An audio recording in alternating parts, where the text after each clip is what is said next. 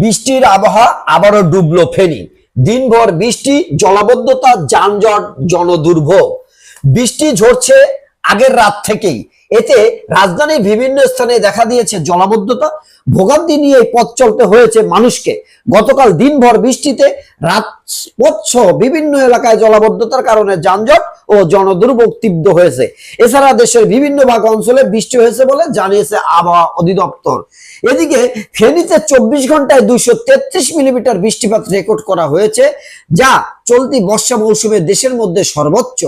সোমবার সকাল 9টা থেকে গতকাল সকাল 9টা পর্যন্ত এই বৃষ্টিপাত রেকর্ড করা হয় বলে জানিয়েছে জেলা আবহাওয়া অফিসের ইনচার্জ মোহাম্মদ মুজিবুর রহমান।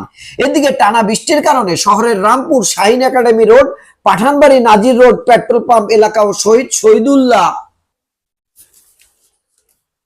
কায়সার সড়কে হাঁটু সমান পানি জমেছে। এতে ভোগান্তিতে পড়েছে স্কুল কলেজের শিক্ষার্থী, অফিসগামী মানুষ ও দিনমজুর শ্রেণীর মানুষ। বিশেষ করে এইচএসসি পরীক্ষার্থীরা কেন্দ্রে পৌঁছাতে মারাত্মক সমস্যার মুখে পড়েছে।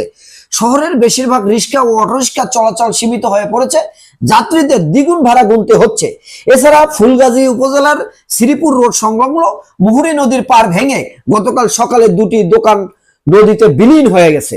ফেনী পানি উন্নয়ন বোর্ডের উপবিভাগীয় প্রকৌশলী মোহাম্মদ আবুল কাশেম বলেন, সীমান্তবর্তী মুহুরী, বহুরা ও সিলোনিয়া নদীর পানি বাড়ছে, তবে এখনো তা বিপদ সীমার নিচে রয়েছে। ভাঙ্গর রোধে আমরা সতর্ক অবস্থানে রয়েছি। স্থানীয়দের অভিযোগ, পরিকল্পনার অভাব, দুর্বল ড্রেনেজ ব্যবস্থা ও নালার অবস্থায় দুর্ভোগের মূল কারণ। প্রতি বছর বর্ষাকালে একই চিত্রে পুনরাবৃত্তি ঘটে, আর নদী ভাঙ্গনের জন্য দায়ী ঐবদ্ধভাবে বালু উত্তোলন। এই ছিল আজকের আবহাওয়া।